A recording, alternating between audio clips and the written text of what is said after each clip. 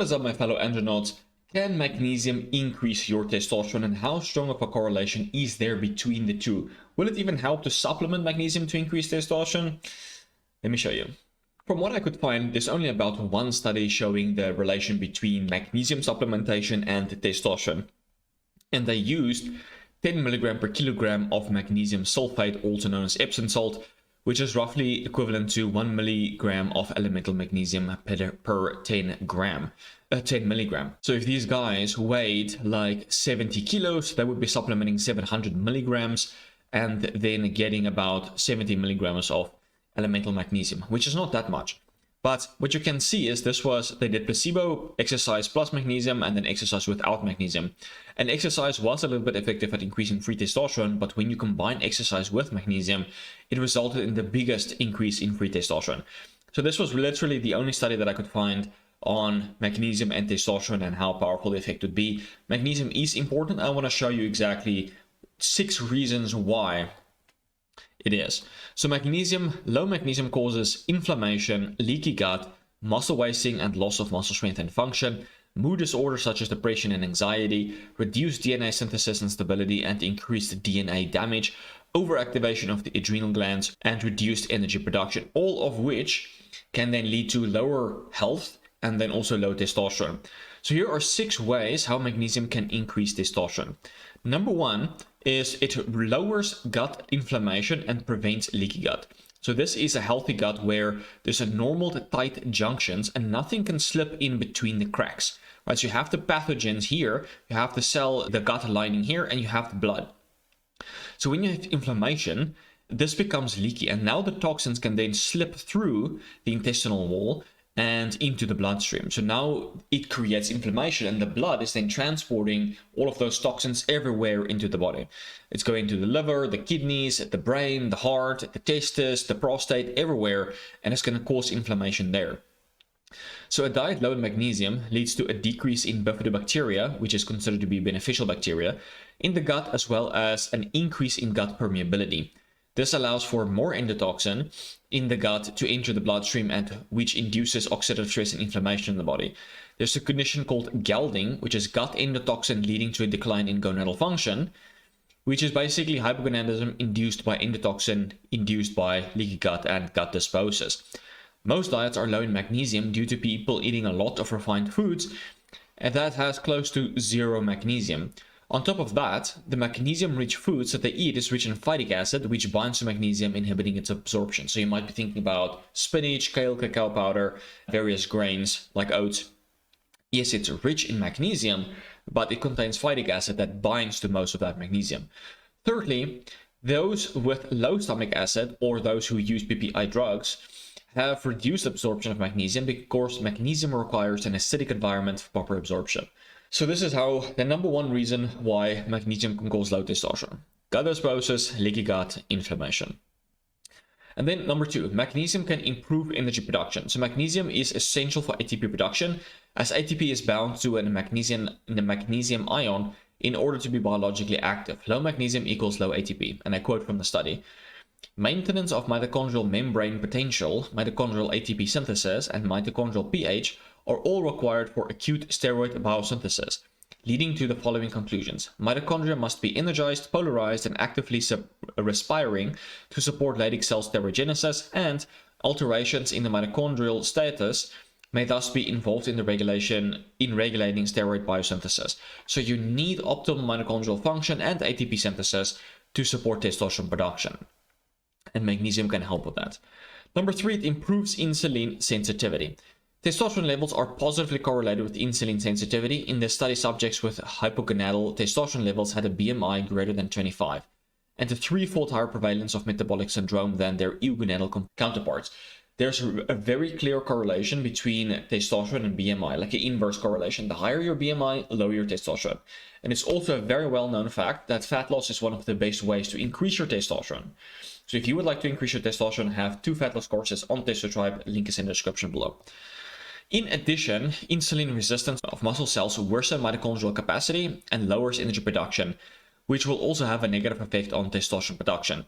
There's also a very strong negative correlation between insulin resistance and diabetes and testosterone.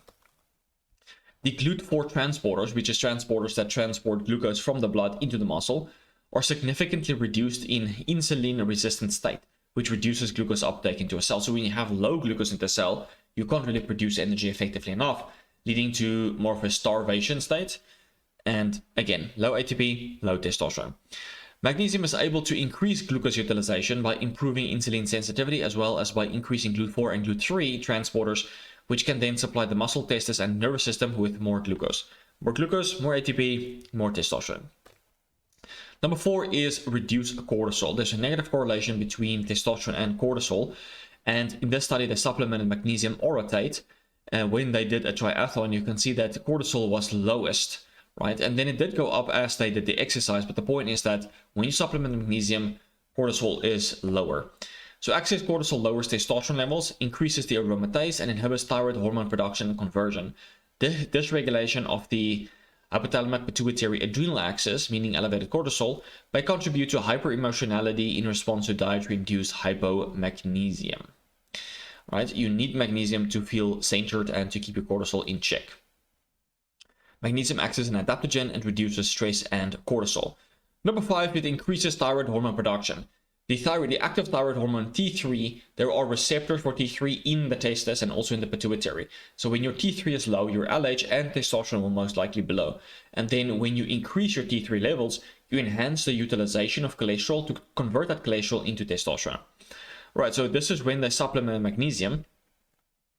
Magnesium went up a little bit, but TSH dropped by half.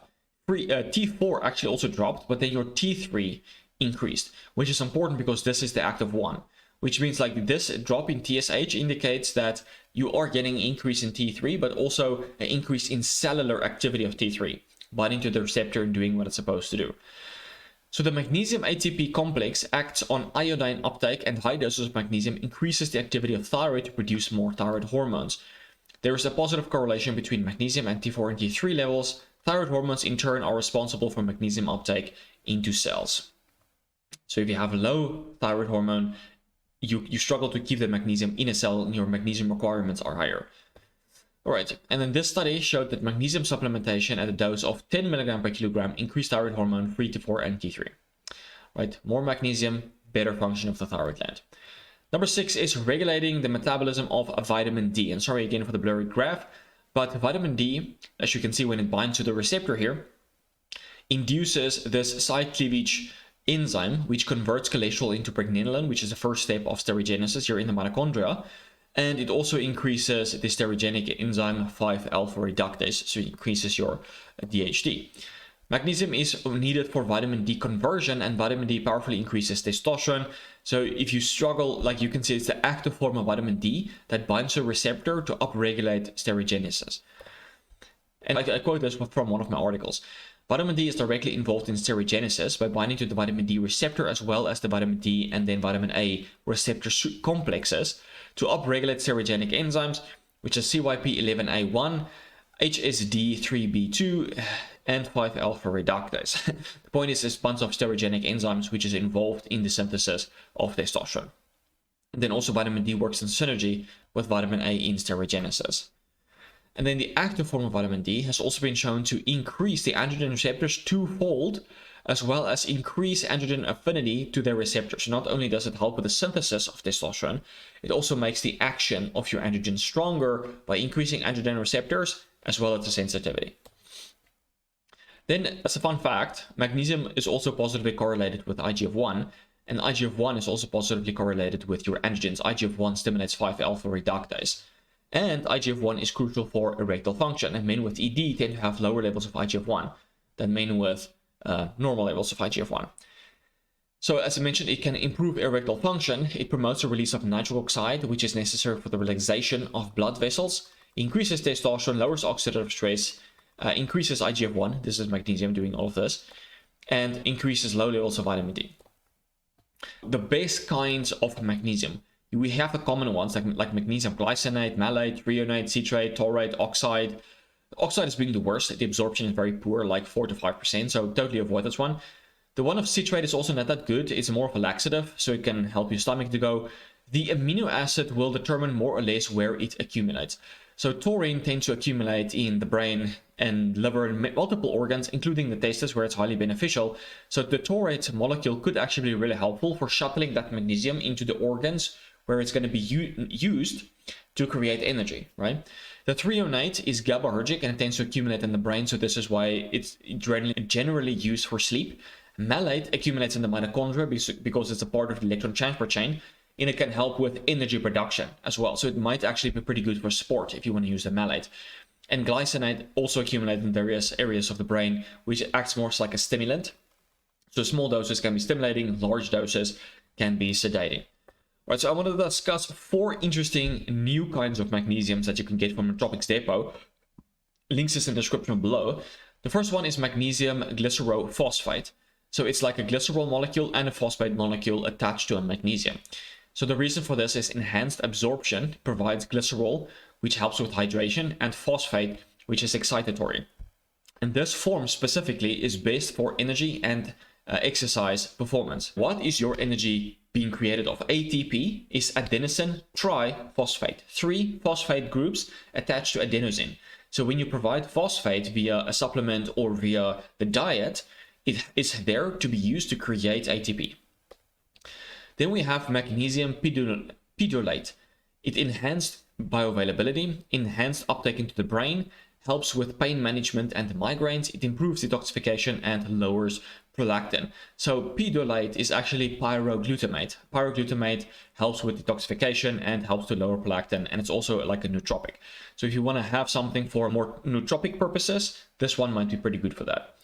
Then we have magnesium acetyl taurinate. So you might be wondering what's the difference between the acetyl taurate and the just regular taurate.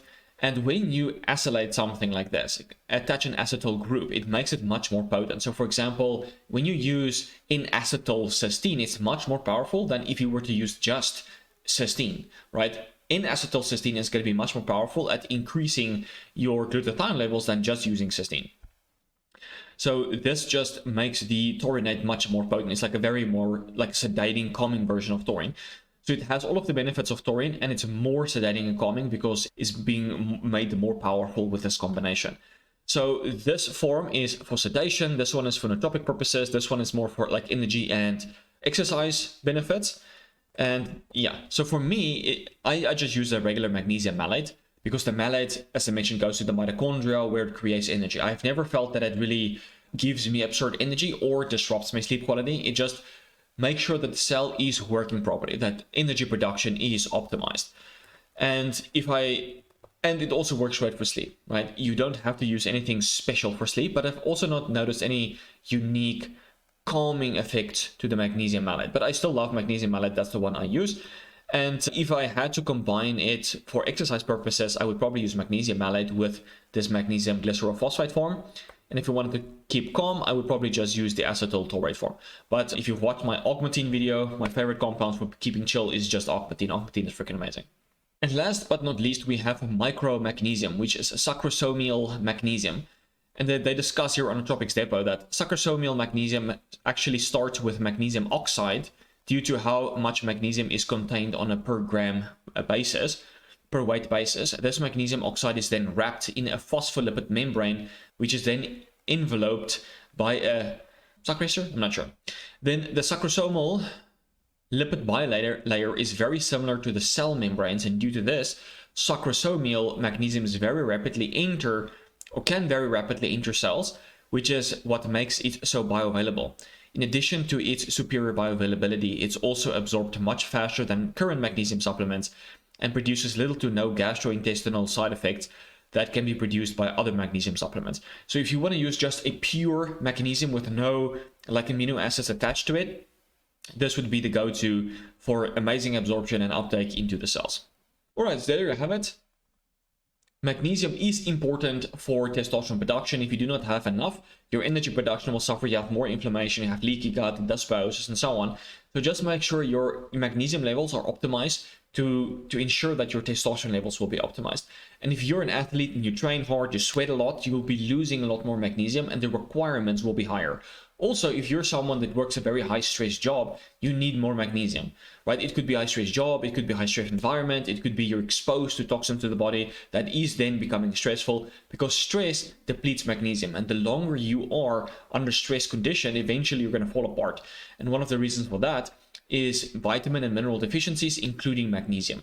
So a lot of people need more magnesium to function better because the lifestyle is not conducive to the magnesium sparing state. And if you truly want to maximize your testosterone, male abilities, DHT, and whatnot, all of the hormones, no matter what your reason is, we can help you on TestoTribe. Link is in the description below. That is where low testosterone goes today. So I hope to see you there. Hope you learned something new, and I will check you in the next one. Cheers, guys.